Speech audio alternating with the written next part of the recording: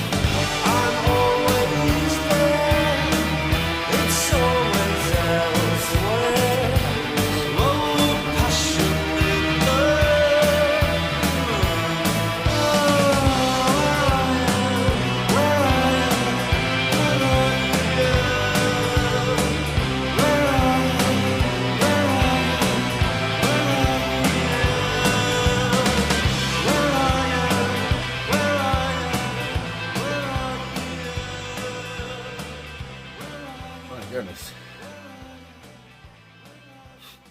Where are you?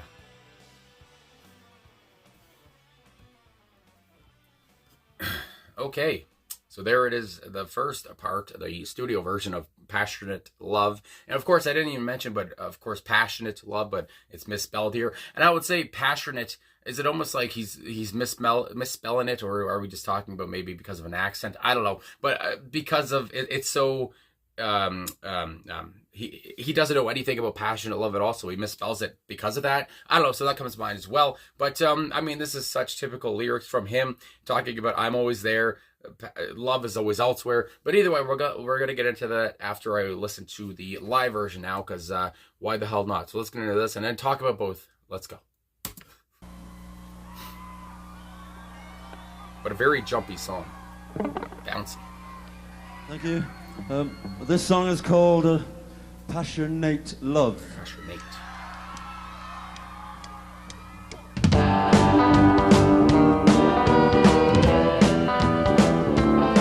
Almost like rockabilly feel.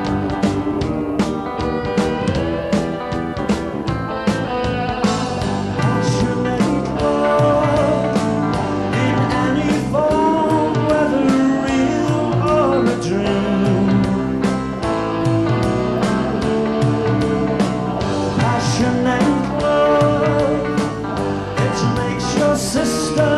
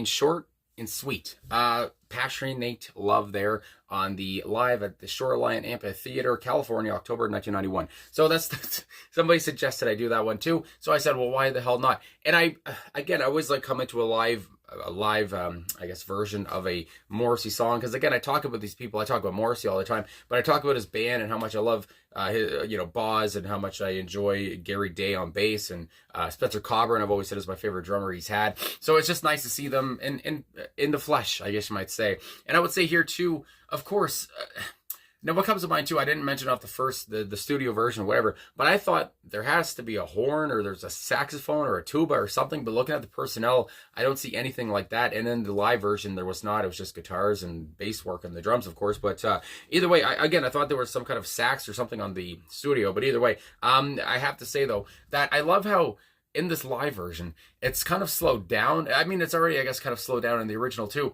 but it's just the way they're playing. Maybe it's just because they play and they look like they're so lackadaisical, and they're just kind of having, I guess it just comes easy to them in that way. Not, I was going to say lazy, but that doesn't work really. But yeah, just kind of lackadaisical and just kind of swooning along. And again, it's just such a short and sweet song, like I said, of many that Morrissey has. And it's just, again, it says so much, and it talks so much about everything he's always talked about with love, with unrequited love, or whatever you want to say, or any of his problems, or things that other people have that he can't. And again, he says this all the time, but for me, it never gets old, because it's always said it in a different way. I would say here too, like I said off the top, there's a rockabilly feel, especially when you look at their hair, when you look at their style. It takes me to kind of a rockabilly, I guess, feel of like the 50s or something like that. I mean, that's what their looks give me. But yeah, I just really enjoyed it. And again, the bass work, I did say at one point, became very prominent from Gary too. And again, I don't know, the band just seemed so tight, and they just seemed very, I guess, good. That's the whole point. And Morrissey is just, again, in a way, I would say, slowly singing these lyrics, frustratingly, of course, but he knows about the passion that is love. He knows about the power of love, if you want to go Huey Lewis in the news in that way. But yeah, he knows. I guess he's heard about it, but again, it's always escaped him. It's always elsewhere, and I love the way he pronounces the word elsewhere, because again, he kind of says it frustratingly, and kind of, he's angry that it's just not getting to him, but of course it's going everywhere else, and he's always there, but love is elsewhere. So anyway, I love that, and again, I just love I keep saying lackadaisical, but what's the word I'm trying to think of? Just the kind of, hold the phone. I guess just kind of subdued. And again, that's compared to the studio version. I think the studio version is a lot more fast paced. I've kind of forgot to mention this.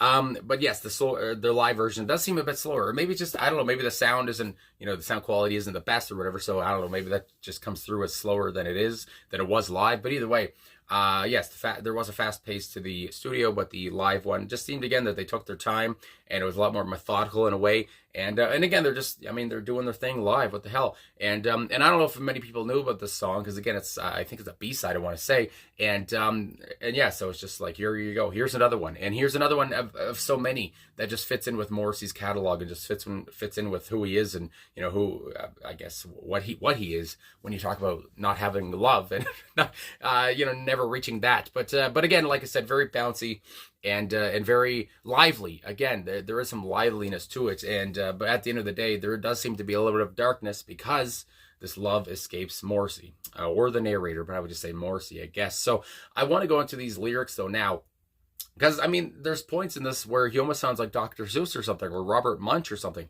talking about what love can do to people. But again, it's never going to reach him. So pashernate love, however you want to say it, in any form, whether real or a dream, whether it's real or not, it's just great. I mean, even if it's in a dream, even if it's, I guess, in a fantasy, if you want to say too, it's great, because you still get that euphoric feeling, I guess. Passionate love could make your system erupt into wild blisters and boils. Just again, talking about how hot it can get you, I guess you might say, how great it is. Again, we're talking about the same stuff here, whether it's real or a dream. It's great, and it can make your system erupt, because it's just such a euphoric feeling. I go back to that word. I mean, it's absolute nirvana. Good Lord. Oh, as for me, now here we go, but where he's kind of sulks. Oh, as for me, it still doesn't understand me. And I like how, I don't know, it's just so weird to say, but he says, as for me, it still doesn't understand me. It shouldn't lay one single finger on me. The repetition of the word me, I feel like, I just feel like that's important, because he keeps talking about how, himself. He's never felt this. It never lays its finger on me. It wouldn't lay a single finger on me. I get he's so down and out about himself, and he has so much self-deprecation. But it seems like maybe it's warranted because that love's never coming, or maybe he's so closed off and he's just so out of it that it won't come anyway because he has no passion for it himself. He feels down in the dumps all the time. So I mean, he's never going to get himself out there to try to get that passionate love or that passionate love. Anyway, passionate love could make your grandmother zoom. Of roller skating back from the grave. Again, I guess back from the grave. She was once dead, and I mean, it's brought her back to life, making her zoom. And that's where I talk about the Dr. Seuss, Robert Munch kind of thing, making your grandmother zoom roller skating. I feel like that's a kid's book or something. I don't know. It could have been a kid's book or something. A grandmother skating on roller skates. I don't know why that comes to mind. But either way, again, just talking about the power of love, talking about what it can do to a person, bringing them back from the grave. I mean, Jesus Christ, that's a passionate love is a pretty big thing. And then we go on, can make your old daddy feel like he may have a reason to live. Again, when you're old, I guess you want to say, just to put it in simplest terms, yeah, you're near the grave. I mean, you're near death, more near death than you are near being born.